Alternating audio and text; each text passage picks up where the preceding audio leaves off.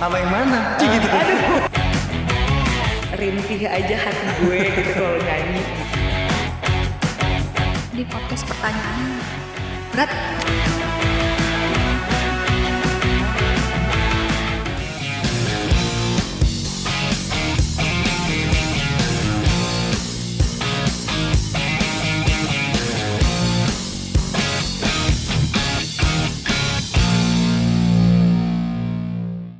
Musik lovers, balik lagi di Soundcore Podcast. Karena setiap musik punya cerita. Masih bersama saya Eno Dimejo di sini menemani weekend kalian. Ya, lagi santai-santai mungkin kalian ya di rumah menikmati hari libur.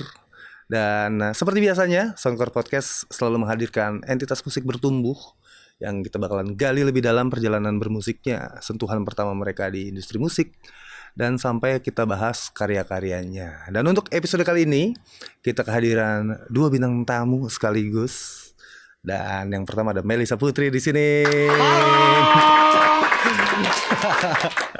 Selamat datang Kak Mel. Selamat datang juga aku. Kak Mel, Halo, ya. langsung aja nih. Ya kan, sentuhan lu Sentuhan tuh gimana tuh? kepada musik Oh baik. itu dimulai di usia berapa? Mulai tahu bisa nyanyi mungkin di umur 4 tahun ya. Mm-mm. Umur TK tuh. Ya, Jadi ya. kayak bisa nyanyi nih anak gue, kata Ah. nyokap kan. Terus kayak ikut lomba-lomba deh gitu, lomba-lomba di 17-an, di sekolah, sampai akhirnya ikut lomba lagu pendidikan dulu Ya, di ya, ya. Bandung gitu-gitu. Biasanya mars-mars gitu tuh ya. Ya udah sampai situ sih. Dari situ sampai sekarang gitu. Ya. Tapi 4 tahun ya mungkin ingatan juga mungkin masih belum terlalu solid lah ya. Tapi lu mungkin inget gak lagu apa gitu yang atau genre musik apa yang lu dengarkan dan lu ikut bersenandung gitu? Dulu tuh zaman-zamannya lagu Novia Kolopaking, Bruri, Ya. terus Rafika Duri. Ya. Nyokap tuh selalu pas gue minta tidur nih ya, kayak "Ma mau tidur" gitu kan, nyanyiin dong, bukan nyanyi lagu Nina Bobo, bukan. Lagu apa coba? Lagunya Tenda Biru, Desi Ratnasari. ampun. Jadi Kayak pas lagi dipopok, tak sengaja. agak lucu sih nih. Itu kan anak kecil Iya, ya, iya. minta lagu perselingkuhan. Gue bingung sih, kenapa nyokap gue mau nyanyiin tapi kayak thank you mam. Nggak, tapi itu berarti emang selera lo old soul ya, karena sih, dari karena kecil. dari lingkungan diputerin mungkin Bruri, Iya betul. Ebit Gade barangkali masih kan. apa sih, Laserdisc ya? Dewi Yul Iya, ya benar. iya, betul. Laserdisc, gitu-gitu ya. Jadi apakah itu membawa ke saat lo berkarir agak-agak retro gitu kan? Enggak ya kalau gue denger-denger dari ini. Enggak sih, gue mellow aja sih. Kayak rintih aja hati gue gitu kalau nyanyi. Cuman sampai sekarang kayak Rafika Duri, Novia Kolopaking itu masih gue denger sampai sekarang. Iya. Masih menjadi sebuah apa ya, semangat pagi Iya. kalau bangun tidur tuh dengernya lagu Tirai gitu. Iya. Sumpah. Oh, berarti ada urusannya dengan lu kenapa pada akhirnya membawakan lagu-lagu yang melankolis kali ya? Betul. Jadi kayak emang temponya kayak feed lambat. my soul aja gitu menurut aku. Tapi kalau untuk warnanya, ya kan spektrum musik yang lu bawakan sebetulnya kan tidak ada unsur retro atau Enggak sih. old soul lah ya. Cuma memang pada akhirnya lagu-lagu lo lebih banyak pada akhirnya melankolis. Kecuali debutan single lu, Only You itu kan agak upbeat tuh. Upbeat itu R&B kan. Iya Kayak kan? lagi nyari dulu sisi R&B-nya. Kayak sebenarnya gue juga suka R&B. Cuman kalau misalnya mau dipikir-pikir lagi, kayaknya gue emang pengennya bikin lagu melankolis dulu yang banyak sampai akhirnya gue bikin lagu yang lain gitu. Misalnya yang upbeat lain. Tapi kalau R&B pertama itu debut, gue juga suka. Tapi kalau mau ditanya, hati pertama tuh ke lagu-lagu galau, sedih, pilu gitu sih. Ya pokoknya down tempo lah ya. Ya. Yang santai, menenangkan. Yang mendayu-dayu lah. Nyanyinya Lalu- tuh merintih gitu. Lu menyadari dan pada akhirnya shifting ke dari yang upbeat, kayak gue nggak terlalu into nih. Gue kayak jiwa gue lebih yang ke slow segala macam. Itu shiftingnya di momen apa tuh? Dari hari pertama gue nyanyi sih gue tahu kalau misalnya gue memang sukanya lagu melankolis. Tapi bukan berarti gue nggak menutup kemungkinan bikin lagu upbeat gitu. Jadi yang pertama upbeat dulu, lalu dilanjutkan ke lagu-lagu yang sendu ini gitu. Iya. Karena total saat ini Melisa Putri sudah merilis 4 single, 4 single. ya kan? Dan 3 diantaranya tuh 3 diantaranya adalah lagu sendu. kan, Yeah. sendu-senduan gimana gitu. Tapi sebelum kita lebih dalam ngobrolin karya-karya lu, kita balik lagi mundur ke belakang. Oke. Persentuhan lo dengan musik di umur 4 tahun dan akhirnya di encourage selama keluarga segala macam untuk ikut festival apa segala macam. Ada momen yang paling lo inget gak saat ikut festival? Waktu itu sih inget banget bokap itu sebenarnya nggak ngebolehin gue nyanyi. Oh ya. Jadi nyokap itu nganterin gue audisi tuh nggak bilang bokap. Jadi kayak mau kemana gitu kan, mau pergi aja, mau Uting. Jadi nama kecil gue tuh Uting. Oh ya. Oke, jadi kayak sampai sore kita pergi tuh. Bokap nggak tahu kita kemana, padahal gue audisi. Gitu. Sampai akhirnya gue misalnya masuk, barulah ngomong. Sebenarnya Uting tuh ikut audisi, Pak. Udah masuk nih. Oh gitu. Oke, papa telepon ke keluarga yang di Aceh ya. Biar semua orang denger ya. Belum, Pak. Belum tayang. Nggak ada di TV kok. Baru audisi gitu. Ya, jadi baru kirain lu akan pulang gitu ke rumah bawa piala gitu. Bukan begitu gitu. Cuman ya itu sih seru banget. Kayak nyokap tuh nungguin sama nyokap lain gitu, panas-panas. Beli makan di situ cari gitu. Dan jadi kayak jiwa kompetisi apa segala macam tuh udah dilatih sedari dini, ya kan? Cuma kan namanya anak kecil ya. Biasanya tuh kalau dihadapkan dengan kompetisi apa segala macam tuh kayak mungkin nervous atau mungkin terbebani. Lu pada saat itu merasakan itu atau lu happy aja tuh, enjoy? Gue kalau nervous kalau nyokap gue ada di depan muka gue nyanyi. Kayak misalnya gue nyanyi jangan ada nyokap gue, tapi nyokap gue boleh di agak jauh deh gitu agak jauh, kan? ada di satu gedung tapi jangan ada di ruangan itu gitu. Karena itu jadi pressure buat gue. Kayak gue harus bagus buat nyokap gitu. Oh jadi persembahan lo tuh sejatinya untuk orang tua lo dulu aja deh ya? Enggak gitu Kalo sih, untuk maksudnya juri kayak kalau misalnya ada nyokap tuh pressure lebih kenceng aja gitu. Kayak nanti pas udah selesai kenapa kayak gitu kan. Kalau misalnya juri kan gak akan ngomong gitu. Kayak ya udah next aja, kalau memang gak bagus ya gak bagus aja gitu kan. Kalau nyokap kan gue tinggal bareng nyokap. Jadi pressure. Gue akan selamanya nih gue. Iya gue selamanya lagi jadi anaknya ya kan. Nggak, tapi tipikal orang tua lo yang hanya mendukung aja atau justru yang mendorong untuk lu jadi lebih baik, yang tipikal yang semua ada kompetisi didaftarin, terus kemudian lu ada mungkin kesalahan sedikit atau apa segala macam dimentorin yang supervisi yang ketat itu atau yang seperti apa? Mendukung dan tahu aja. Sebenarnya gue yang gerak. Jadi pada eksekusinya itu diserahin ke lu aja tuh ya? Mereka malah nggak tahu kalau misalnya gue udah apply. Jadi kalau ketika udah apply, ketika gue udah masuk, baru Uting gini ya, ya udah gitu. Ya. Dan pada akhirnya kompetisi itu ya kan, jiwa-jiwa kompetisi yang tumbuh sejak kecil akhirnya terluapkan di debut single lo itu kan, si Only You itu rilis tahun berapa lupa?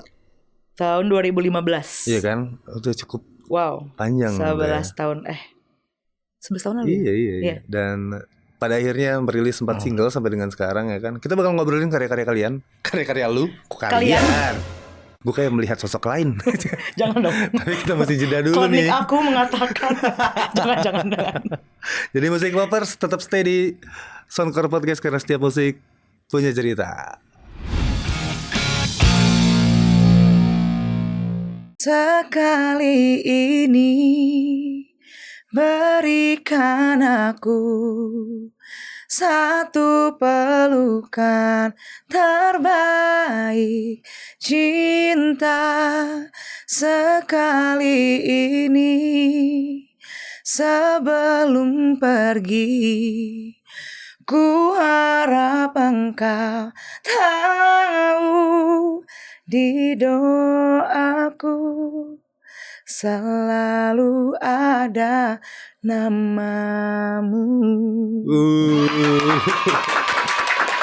Pelukan terbaik, the latest single dari seorang Melissa Putri. Itu seru banget sih, bahkan dari awal gitu. Dari awal itu kan string section gimana gitu kan. Itu untuk proses kreatif penggarapannya lu terlibat. Sama bener-bener lu yang aransemennya mesti kayak gini tuh. Gue terlibat jadi dari pemilihan lagu.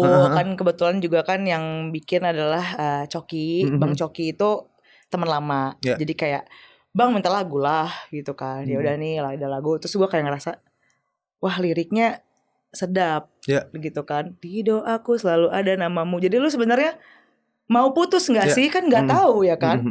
Jadi udah dari situ langsung kita garap. Dan stringnya juga dibantu oleh teman aku namanya Davin. Tapi di situ semua aku ikut. Jadi aku senang banget juga. Jadi kayak lo menentukan nih kayaknya stringnya seperti ini. Gue maunya kayak gini dong. Tapi gue juga kan nggak ngerti ya bahasa tekniknya. Teknisnya gue nggak ngerti. Gue cuma kayak gue pengennya menyayat hati ya. Terus tapi nggak overpower satu sama lain. Gue cuma bilang itu doang.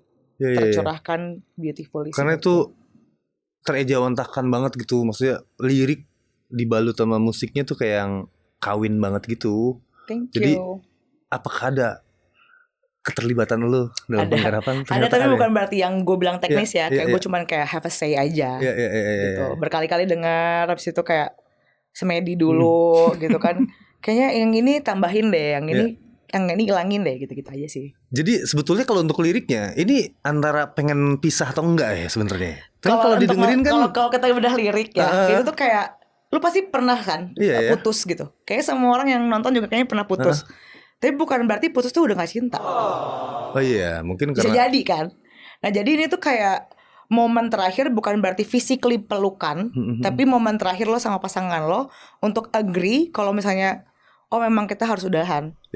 Tapi bukan berarti gue nggak doain lo kok. Jadi putus sedih banget putus itu. Baik-baik. Iya, ya putus kan? baik-baik itu putus sedih kan menurut gue. Putus paling sedih. Karena biasanya kalau emang masih baik-baik ngapain harus putus? Iya, tapi ya memang harus putus misalnya gitu kan, kayak wow gitu. Dan banyak ternyata di dunia ini yang mengalami itu gitu. Iya. Banyak banget. Entah karena keadaan, ya kan? Entah karena beda server. Iya, mungkin atau beda visi misi. Terus dianya beda visi misi. Iya kan, kayak gitu. nyapres ya. Nggak satu tujuan. Misalnya yang satunya masih di sini, yang satunya mau lari. Iya gitu. lagi bener. Kadang suka gitu tuh. Gue pengen lari, tapi kok dia stuck aja ya, gitu kan. Jadinya kan capek kan. Tapi bukan berarti nggak sayang, tapi emang kita nggak bisa lama gitu, nggak bisa sampai nanti. Ini kalau untuk penulisan lirik segala macam lu involved banget berarti? Enggak, kalau penulisan lirik enggak. Karena, ini lagu udah jadi, pas gue denger liriknya, pokoknya ini lagu buat gue. Gak mau tahu gitu. Kenapa? Apakah lu itu adalah mewakili suara hati lu di masa lampau? Iya lagi. Sama yang mana? Gitu. Sebenarnya kayaknya mungkin relate aja ya, karena banyak juga teman-teman, kan kita juga udah dewasa nih, umur gue udah 30. Kayak banyak banget teman-teman cerita curhat kayak gue tuh gini, gue tuh gitu, kayak percintaan tuh lagi gini gitu, lagi kayak gini, dan putus baik-baik dan saling kayak ya udah hati-hati ya gitu. Ya. Itu sebenarnya paling dalam menurut aku tuh putus. Jadi kayak dibawa ke lagu, jadi biar aku juga nyanyinya enak gitu, karena arti dari lagunya tuh kuat menurut aku gitu. Iya. Bukan berarti relate, tapi relate juga, tapi bukan berarti relate. Tidak 100%. Bukan, tapi kayak relate adalah untuk curhat tipis-tipis mah. Adalah tipis-tipis mah ada. Ya berbeda dengan single-single lu sebelumnya ya, meskipun melo ya kan, mengenai percintaan juga segala macam. Tapi kalau ini tuh kayak personally ya, penilaian personal gua itu kayak lu emang membawakannya tuh dengan emosinya gitu, dapet segala macam. Jadi kayak tidak salah gitu kalau banyak orang termasuk gue menduga bahwa ini adalah kayak ini pengalaman batin lo deh. Makanya gue nanya tuh, apakah liriknya involved gitu? Sebenarnya ini adalah rangkaian cerita putus baik-baik dari lagu Bukan Jodoh. Oh gitu. Lagu sebelumnya. Jadi ini apa, masih ada rangkaian ya? Oke. Sebuah rangkaian. Jadi si Bukan Jodoh ini tuh kita putusnya baik-baik gitu. Jadi di Bukan Jodoh tuh sebenarnya perasaannya marah-marahnya ada. Ya. Kalau ini tuh ikhlas banget aja gitu putusnya. Kayak udah rela udah. Jadi sebenarnya rangkaian walaupun songwriternya beda, tapi ketika gue menemukan lagu Bukan Jodoh dan si Pelukan Terbaik ini, ini sebuah rangkaian nih gitu. Jadi gue mau ini harus rilis. Kalau di drakor tuh to be continue gitu ya. Nah gitu. Betul. Jadi kayak segmen 1, segmen 2 gitu kan. Jadi sequel kalau misalnya continuity. Gitu. Istilahnya kalau misalnya ini sebuah film, ini mah sequel gitu. Nah menarik nih, karena apakah ada kemungkinan untuk menjadikan ini sebagai rangkaian yang jadi bermuara pada EP atau album gitu?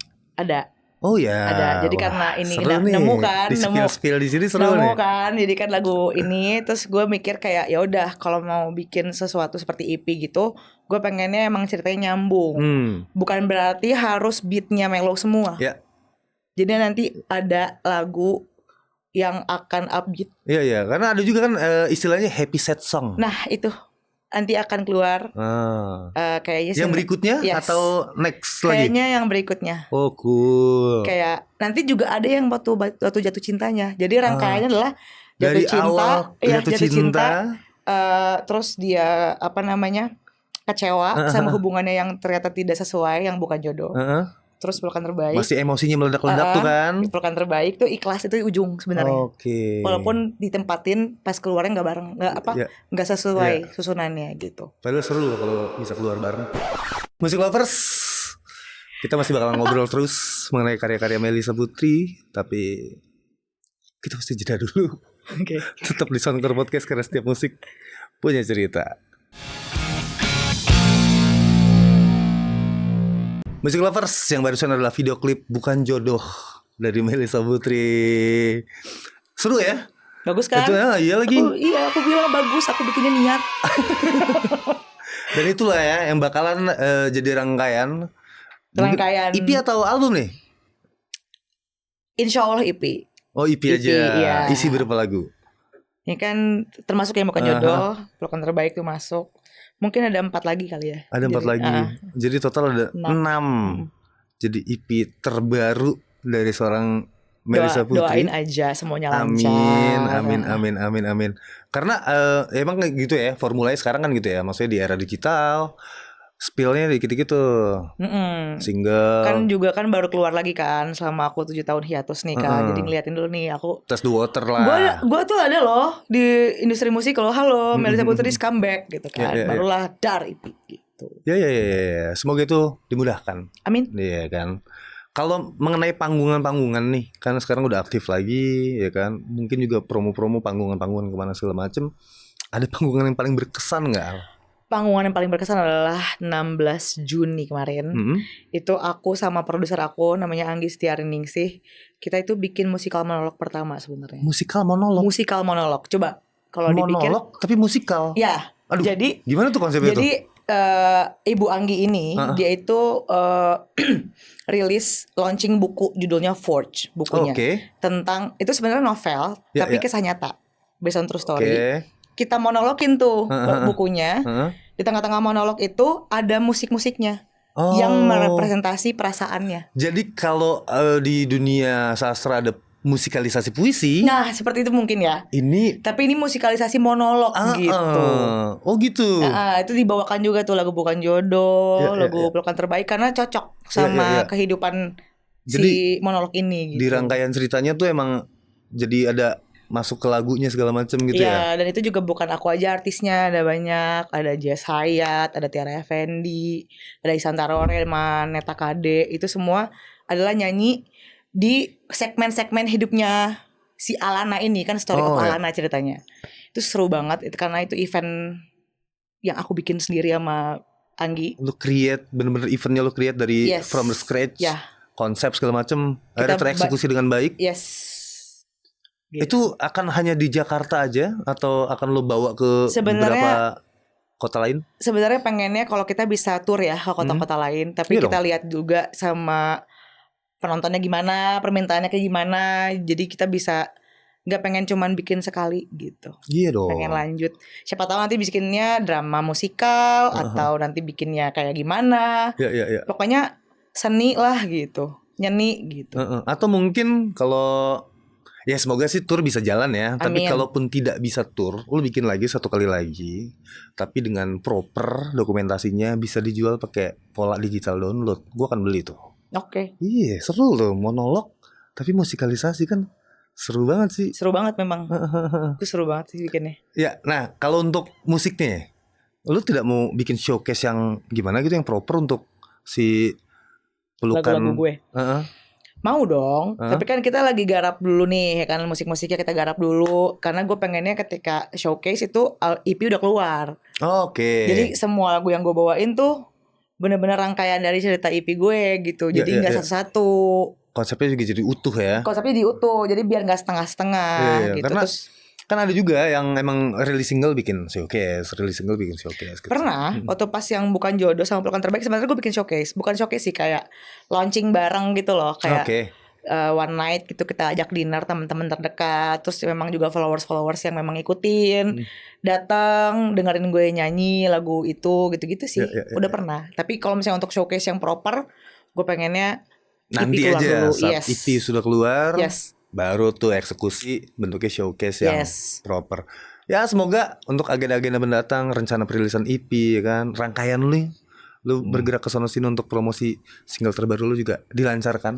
Amin. Iya kan, kita bakalan antisipasi banget sih EP yang lu janjikan itu. Ya dong, karena harus dengerin semuanya yang ada di ruangan ini ya. Pasti akan menarik banget. Jadi dalam sebuah EP tapi itu adalah rangkaian cerita lagu per lagu gitu.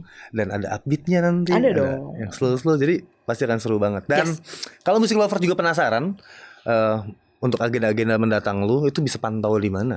Bisa pantau di sosial media aku. Itu semuanya adalah @melisa_putri_official. Oke. Tapi nggak ada double L double S ya, karena orang suka salah tulis. Melisa, kalau nggak Melisa gitu. @melisa_putri_official itu di Instagram ada, di TikTok ada.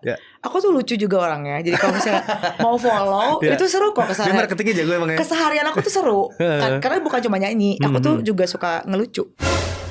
Jadi kalau pengen tahu juga konten-konten terbaiknya dari Melisa Putri selain musik bisa tuh ya di media sosial ya. Di YouTube juga ada. Satu lagi lupa. Ada vlog lagi tuh. Di Creative Works nama YouTube-nya itu adalah nyanyi-nyanyi yang pokoknya yang serius-serius di YouTube.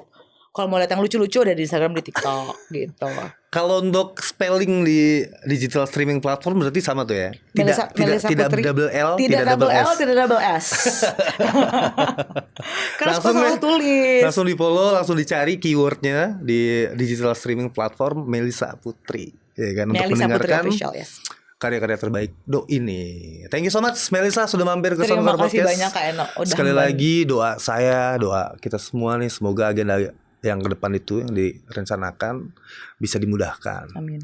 Ya kan? Thank you so much. Thank you. Musik lovers, tetap di Soundcore Podcast karena kita masih punya satu bintang tamu lagi. Tetap di Soundcore Podcast karena setiap musik punya cerita.